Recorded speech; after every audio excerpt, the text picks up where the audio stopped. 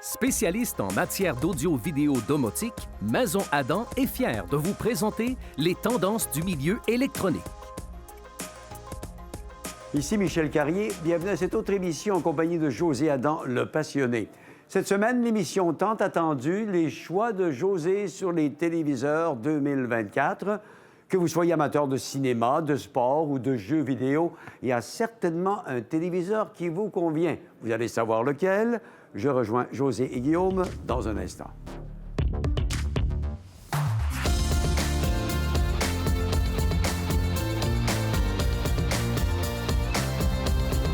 Maison Adam.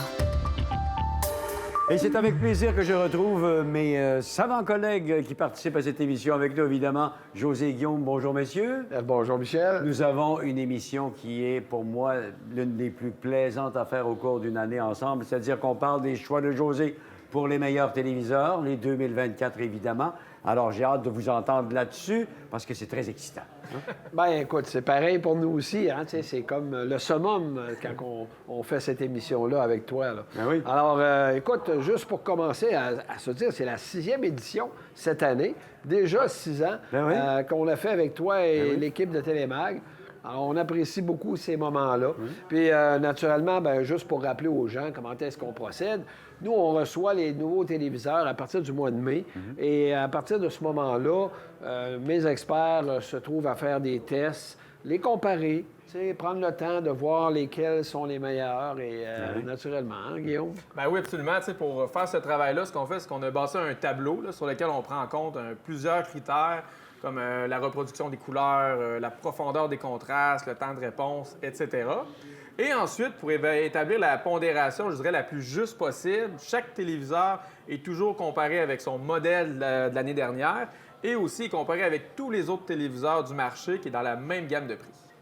Puis, au final, justement, quand on fait l'analyse là, pour déterminer les gagnants, bien, écoute, c'est certain qu'on ne prend pas des appareils sophistiqués. À ce moment-là, on se fie à notre bon jugement et naturellement à ce que notre œil voit pour déterminer quels seront les meilleurs téléviseurs puis qui vont plaire au plus de monde possible. Ça, c'est important pour nous. Oui, voilà. D'ailleurs, on a la chance d'avoir une clientèle. Donc, pendant ces mois-là, naturellement, les gens qui ont choisi un téléviseur qui fait partie de nos recommandations, bien, on s'assure qu'ils sont vraiment satisfaits. Pour nous, ça, c'est le plus important. Voilà. Et quand il y a l'étiquette « choix de José » là, sur un produit au magasin, ce n'est pas un choix comme ça pour le plaisir, c'est un choix qui est judicieux parce qu'effectivement, c'est ton nom qui est là-dessus et il y a beaucoup de travail derrière tout ça. Hein? Bien, tu as raison, Michel. C'est beaucoup de travail, mais on a beaucoup de plaisir à le faire. Tu sais, juste pour nous, là, de voir les commentaires sur Google puis la satisfaction de notre clientèle, c'est vraiment très motivant. Alors, encore cette année, on se trouve à avoir des tableaux. Naturellement, chacun des tableaux, si je prends celui des amateurs de cinéma, bien, ça regroupe, si tu veux, 4 catégories qui permettent de déterminer des budgets aussi. Alors, on va avoir une catégorie qui va être pour le cinéma, comme je l'ai mentionné, aussi pour les amateurs de sport et en dernier, pour les jeux vidéo. OK. Alors, allons-y immédiatement. Par quoi on commence maintenant? Bien, moi, je dirais, on va commencer par, justement, la catégorie la plus populaire qui se trouve à être pour les amateurs de cinéma. OK. Et là, ce qui est déterminé vraiment là-dedans, dans cette catégorie-là, c'est au niveau des contrastes, c'est un point important. Aussi, la fameuse colorimétrie et la luminosité. Hein? Oui, absolument. Bien, quand on parle de contraste, Michel, on fait référence au téléviseur, à la capacité du téléviseur à produire des noirs qui ont beaucoup de profondeur, mais aussi des couleurs qui ont de la profondeur. Donc, des verts qui vont être intenses, des noirs qui vont être très, très denses. Mais en même temps, un téléviseur qui a du contraste, c'est aussi un téléviseur qui est capable de garder une image qui va être limpide, qui va avoir du détail, même dans les scènes les plus complexes. Parce qu'on écoute un film, par exemple, c'est très, très sombre. On ne veut pas que l'image soit complètement bouchée. Colorimétrie, bien, on fait référence aux couleurs, à quel point les couleurs sont fidèles, sont justes. Plus les couleurs vont être nuancées, plus il va y avoir de détails qui vont ressortir dans l'image. Et enfin, par luminosité, on fait surtout référence au HDR, c'est-à-dire la capacité du téléviseur à reproduire de manière réaliste les effets d'ombre et de lumière. Voilà, ce sont 3 éléments qu'il faut regarder de près quand on fait le choix d'un téléviseur. Alors, quels sont vos téléviseurs dans cette catégorie-là et quelle gamme de prix, c'est important, ils se situent? Bien, vois-tu, on est dans la gamme de prix entre 1000 et 1500 dollars. Puis les téléviseurs qu'on retrouve dans la compagnie Samsung, ça va être la Q60D. Du côté de Sony, ça va être la Bravia 3. Et celle finalement, du côté de LG, ça va être la QNED 80. Donc, les téléviseurs qui se sont vraiment démarqués dans cette catégorie-là, ça se trouve être le Bravia 3 de Sony ainsi que la Samsung Q60D. C'est deux téléviseurs qui sont à moins de 1300 dollars. Et je vais laisser Guillaume nous dire qui a gagné. Oui. Bien, ce qu'il faut savoir, c'est que dans cette gamme de prix-là, les compagnies, il faut qu'ils fassent des concessions là, pour respecter un prix qui est bas. Dans les téléviseurs entrée de gamme, la concession au niveau du cinéma, ce qui est fait, c'est le système de rétroéclairage qui ne sera pas aussi avancé que sur les autres téléviseurs. Ça affecte principalement les contrastes. Mais malgré ça, le téléviseur le plus contrasté dans cette catégorie, c'est le modèle de Samsung, le modèle Q60D, qui va avoir des noirs encore plus profonds que le modèle de Sony et LG.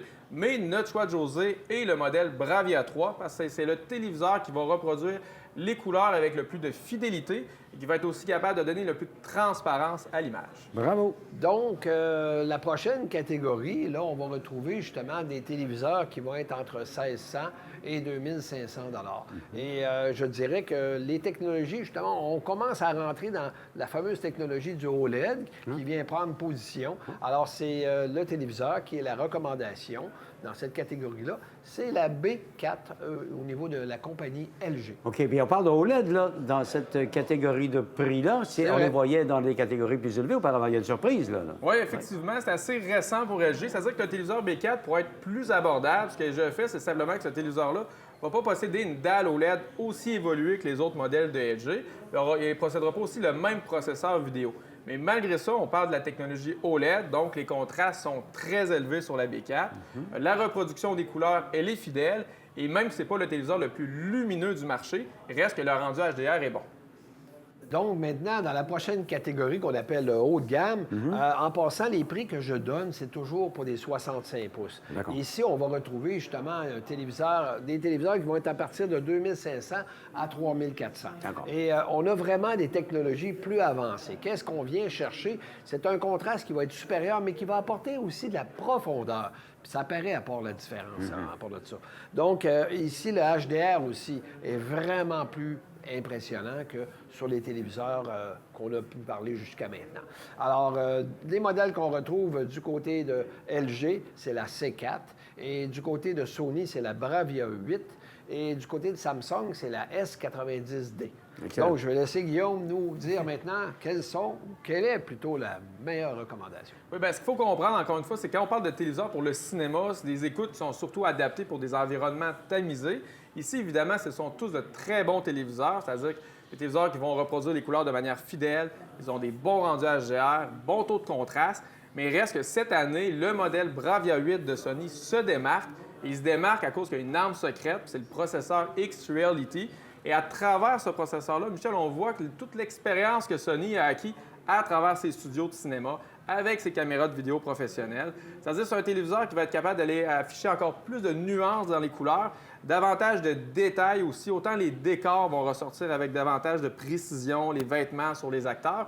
Et aussi, c'est un téléviseur qui comprend un peu mieux comment le HDR fonctionne. C'est-à-dire que lorsqu'il va avoir besoin de reproduire, par exemple, l'effet de la lumière sur un capot de voiture, bien, le reflet de la lumière sur le modèle Bravia 8 va être encore plus intense que sur les deux autres modèles.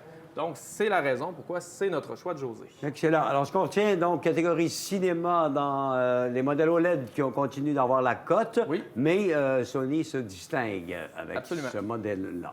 On est rendu à la catégorie tant attendue, la référence, parce qu'il y en a qui veulent aller jusque-là. Et pourquoi pas? Qu'est-ce que ça donne? Donc, on revient avec les téléviseurs qu'on appelle la crème de la crème, Et Michel. voilà, la crème de la crème. Ici, je ne donnerai pas justement de catégorie de prix, parce que naturellement, quand on va avoir ce qu'il y a de mieux dans l'industrie, on ne s'arrête pas à ce détail. Et vraiment, c'est des téléviseurs qui ont des technologies révolutionnaires, parce qu'on prend un exemple, le fameux téléviseur le G4 de LG, on se trouve avoir un panneau complètement différent qu'on appelle le MLA. Le panneau est vraiment plus lumineux que tous les autres panneaux que LG a pu concevoir jusqu'à maintenant. C'est aussi ici qu'on retrouve un nouveau téléviseur vraiment impressionnant, le Mini Dell de Sony, le Bravia 9. juste sa luminosité, quand on le compare à tous les autres téléviseurs, c'est vraiment différent, c'est vraiment impressionnant le résultat qu'on a. Mais je vais laisser encore une fois notre ami Guillaume nous dire quelle est la meilleure recommandation cette année dans les téléviseurs références. Donc, le meilleur téléviseur pour les amateurs de cinéma, c'est encore cette année le modèle A95L de Sony, pour les mêmes raisons que je viens d'expliquer pour le modèle Bravia 8, c'est-à-dire contraste, la reproduction des couleurs, le détail dans l'image. Mais avec le modèle A95L, Sony sublime encore plus l'image parce que cette fois, le téléviseur utilise une dalle QD OLED qui permet d'avoir une luminosité encore plus élevée. Donc, une meilleure luminosité, des plus beaux effets HDR, mais aussi un espace de couleur encore plus grand, donc une image encore plus belle. Donc, c'est la raison pourquoi c'est notre choix de José. Dans la référence, pour les amateurs de cinéma, voilà, vous avez été bien informés dans cette première portion d'émission sur le téléviseur qui vous convient, selon votre budget, il n'y a pas de problème. On va parler dans quelques instants aux amateurs de sport, messieurs. Oui, absolument. Ça m'intéresse. On revient dans quelques instants. Maison Adam.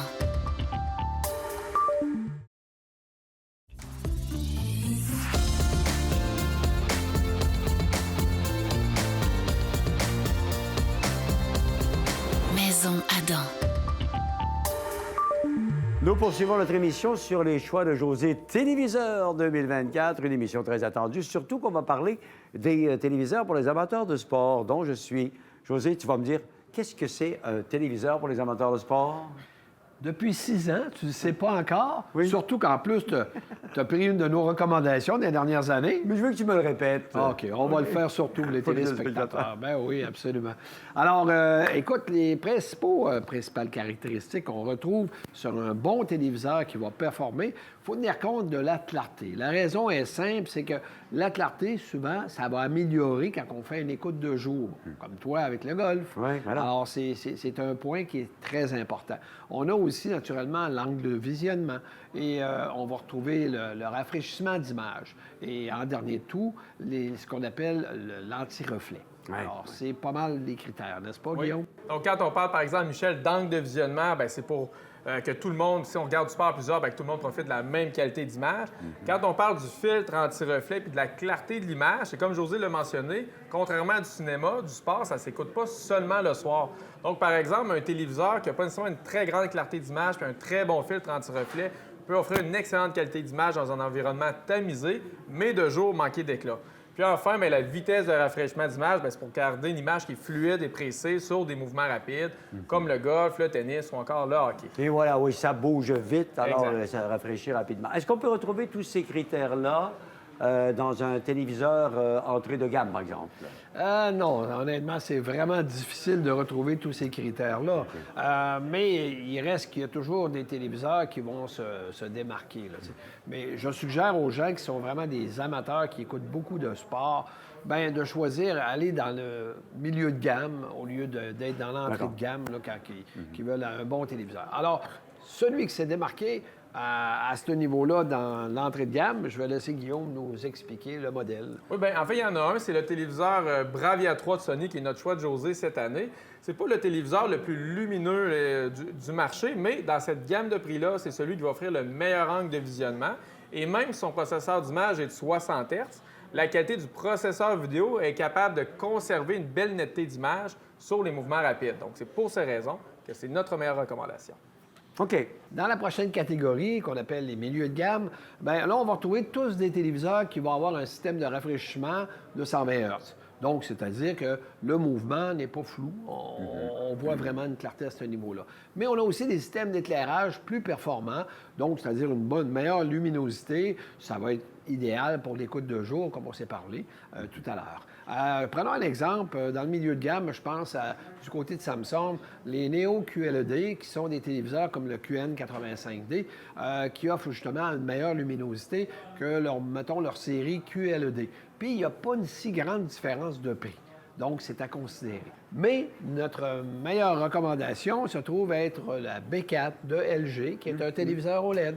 Eh ben. Oui, effectivement, encore une fois, le téléviseur B4, c'est pas le téléviseur OLED le plus lumineux, celui qui possède le meilleur filtre anti-reflet, mais il reste que c'est un téléviseur qui offre un très bon angle de visionnement.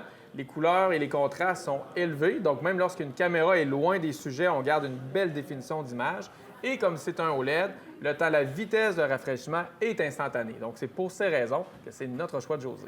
Dans cette catégorie-là, nous arrivons dans le haut de gamme, Oui. qui va permettre aux amateurs de sport de jouir de toutes ces caractéristiques qui sont incluses, qui sont en fonction dans ces appareils-là, n'est-ce pas? Oui, absolument. Écoute, c'est certain qu'on tombe avec des téléviseurs vraiment supérieurs, qui Ouais. ont des bons avantages. Mais il y en a toujours un, il faut qu'il se démarque. Ben oui. Alors, je vais laisser encore une fois Guillaume nous dire, nous expliquer lequel s'est démarqué et les raisons aussi. Oui, bien encore une fois, il y a vraiment 3 téléviseurs OLED qui sont démarqués dans cette catégorie. Le modèle C4 de LG, le modèle Bravia 8 de Sony et le modèle S90D de Samsung. Notre choix de José s'est porté vers le modèle S90D de Samsung parce qu'il va offrir un angle de visionnement encore supérieur au modèle de LG et de Sony. Et ensuite, parce qu'il va offrir une luminosité encore plus élevée lorsqu'on va utiliser les modes d'image qui sont standards ou éclatants. Donc, si on regarde du sport le jour, c'est un téléviseur qui, lorsqu'on le met dans les modes d'image plus lumineux, va être encore plus clair que le LG Sony, mais aussi va être capable de conserver des couleurs qui sont plus justes. Donc, même si on a beaucoup de luminosité, les couleurs demeurent plus naturelles que sur les 2 autres modèles. Ensuite, c'est un téléviseur qui a un bon filtre anti-reflet. Donc, même si on est dans un environnement où il y a beaucoup de fenestration, ça fonctionne très bien. C'est très bien noté. Merci, Guillaume. Mais moi, je regarde, tu l'as dit tantôt, du golf, effectivement. Mais là, on arrive dans une période de l'année où on va avoir du hockey, du baseball, du football, plein de choses intéressantes à regarder que je regarde, évidemment, et je veux avoir le meilleur téléviseur. Où je m'en La vais? crème de la crème. Eh oui, monsieur. On est rendu là, justement, dans la catégorie du sport. Écoute, c'est certain qu'on retrouve nos 3 téléviseurs les plus performants du marché, donc la G4 de LG, la A95L de Sony et aussi du côté de Samsung, la S95D, le nouveau modèle. Maintenant, est-ce qu'il va y avoir une surprise? J'ai hâte de savoir. C'est encore Guillaume qui va nous le dire. Oui, effectivement. Encore dans cette catégorie-là, on a vraiment 3 téléviseurs OLED qui offrent tous des angles de visionnement qui sont parfaits. Ils ont tous une très bonne luminosité et aussi une vitesse de rafraîchissement d'image qui est instantanée.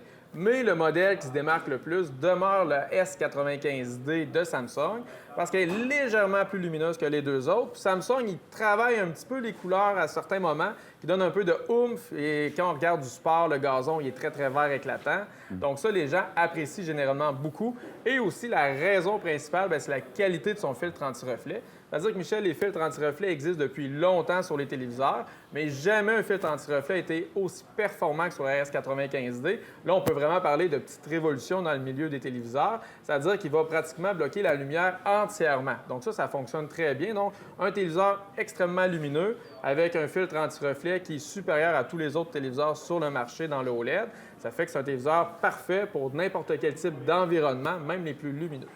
Ça fait des beaux dimanches après-midi à regarder du football, ça, monsieur? Absolument. Eh bien, on rêve à tout ça. Mais merci, ça complète le volet téléviseur sport. Oui. Les amateurs de jeux vidéo se demandent, ils vont-tu parler de nous autres bientôt? Oui, ça s'en vient. Tout de suite après la pause. Maison Adam.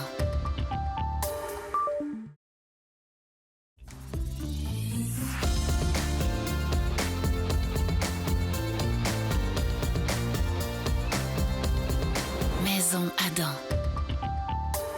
Nous sommes de retour à notre émission sur les choix de José Téléviseur 2024. On avait promis aux amateurs de jeux vidéo que ce serait leur tour. Oui. C'est votre tour. Quels sont, justement... Bien, d'abord, on peut se poser la question, José.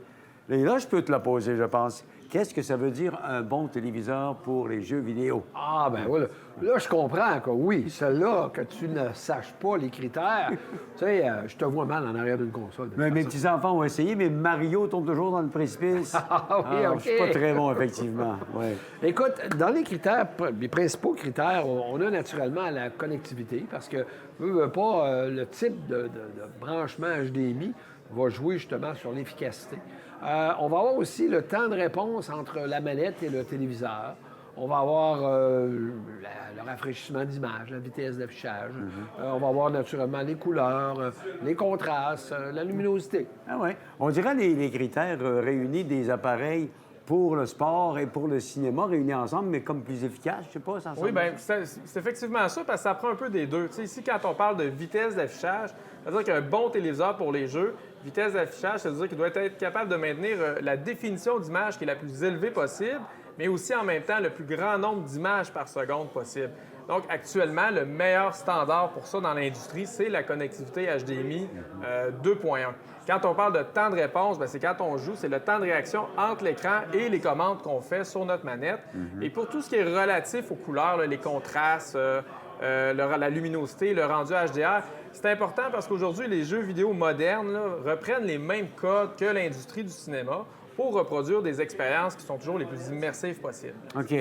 J'ai posé la question tantôt. Je m'attends un peu à la réponse, mais est-ce que pour les amateurs de jeux vidéo, les modèles entrée de gamme répondent aux critères là, qui sont énumérés ici? Bien, justement, comme le disait Guillaume, l'entrée HDMI 2.1 est importante. Puis quand on arrive sur les modèles d'entrée de gamme, comme la Q60D de Samsung, autant la QNED de LG et la Bravia 3 de Sony, bien, ils n'ont pas d'entrée HDMI 2.1. Okay. Donc, ils ne sont pas capables d'offrir les meilleurs résultats. Okay. Ils se débrouillent quand même bien dans l'ensemble des critères, mais je veux dire, c'est ça. Je vais laisser notre ami Guillaume nous en dire plus à ce sujet-là. Oui, donc ici, le téléviseur, notre choix de José dans les téléviseurs entrée de gamme, c'est le modèle Samsung Q60D, parce que d'abord, c'est un téléviseur qui a un très bon temps de réponse, donc entre la manette et le temps de réaction à l'écran. Et c'est aussi un téléviseur qui, lorsqu'il va détecter une console, lorsqu'il va se mettre en mode jeu, c'est celui qui va afficher les meilleurs contrastes. Donc, par les meilleurs contrastes, c'est celui où les couleurs vont avoir le plus de profondeur, les noirs les plus denses, davantage même que le modèle Bravia 3 de Sony et QNED 80 de Samsung, qui, eux, ont un contraste plus faible, donc une image qui a moins de profondeur. OK. Dans la prochaine catégorie, on tombe justement dans le milieu de gamme. Oui. Et naturellement, on tombe avec des téléviseurs qui vont avoir une connectivité avec du HDMI 2.1. Donc, ils sont capables d'offrir les meilleurs résultats. Bien. Qu'est-ce qui va les démarquer d'un à l'autre? C'est l'expérience du jeu dans son image, si tu veux. Là. Donc, prenons un exemple. Dans le mini-Dell, on a des téléviseurs qui se démarquent parce que la luminosité étant plus forte, comme la QN85D de Samsung, bien, l'expérience jeu, elle devient comme intéressante. Mais on va laisser encore une fois Guillaume nous dire quelle est la meilleure recommandation dans cette catégorie-là. Oui, bien cette année, là, dans le milieu de gamme, c'est à nouveau le modèle OLED B4 de LG là, qui fait vraiment un trio là, dans cette gamme de produits-là.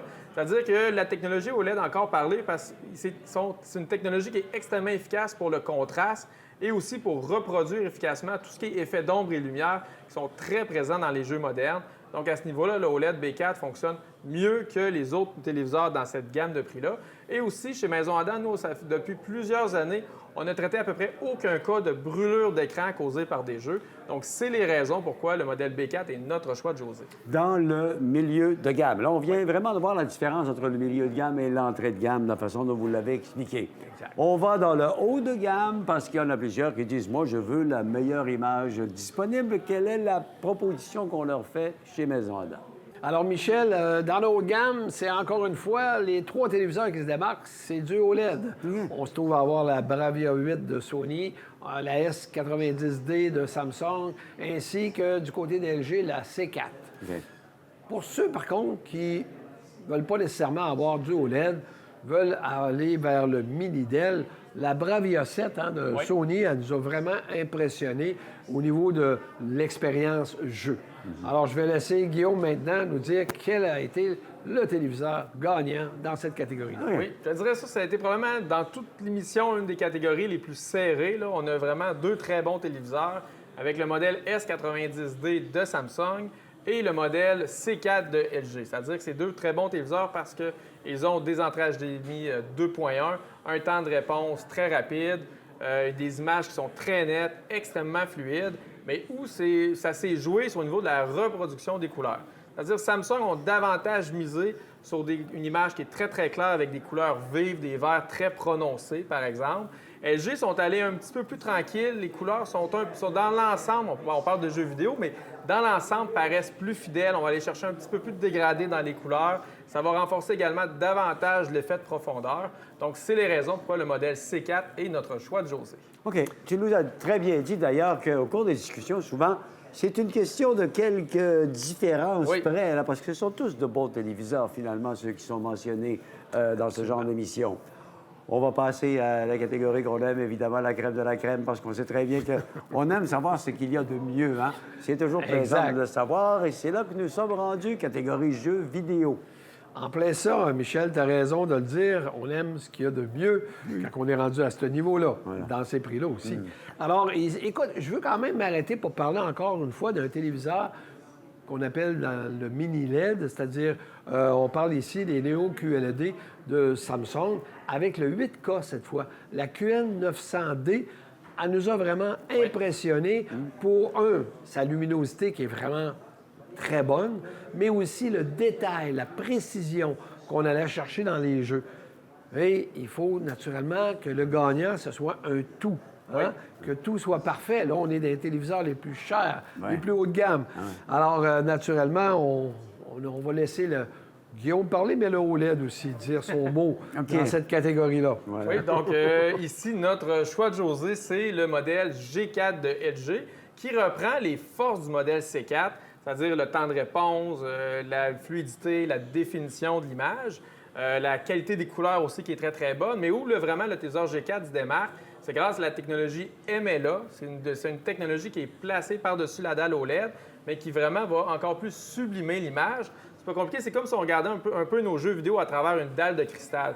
Dans le sens où là, vraiment, l'éclat de l'image s'améliore, davantage d'effets de profondeur. Les effets de lumière aussi sont encore plus beaux. Donc, quelqu'un qui veut vraiment la plus belle expérience visuelle pour jouer à des jeux cette année, c'est le G4.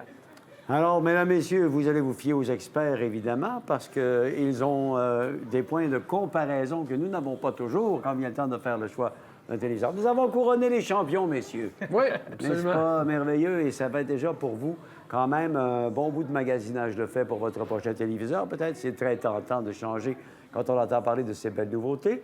On va envoyer les gens sur le site maisonadam.ca. Oui, Ah, c'est ça. petit Hein? bouton bleu. Le petit bouton bleu, les choix de José. Oui. Puis on s'en va directement dans les tableaux. Exact. Et puis ensuite, on peut aller voir les tests. Alors, voyez-vous, vous pouvez même acheter, si vous voulez, de chez vous, le téléviseur qui vous convient, dépendant de votre budget et du genre d'activité que vous voulez faire avec votre téléviseur. Toujours très intéressante, cette émission passionnante. Nous aussi. Je vais l'enregistrer, la regarder 50 fois, évidemment, parce que j'aime beaucoup parler de téléviseur. Et puis, on va se revoir très bientôt, messieurs, j'espère. Bien sûr. Merci de nous avoir regardés à la maison. Et puis, au plaisir de vous retrouver chez Maison Adam. Les choix de José sont le fruit d'un travail d'équipe à sélectionner les meilleurs rapports qualité-prix de l'industrie, et ce dans le but de guider la clientèle vers les meilleurs achats. Visitez maisonadam.ca et faites votre propre choix.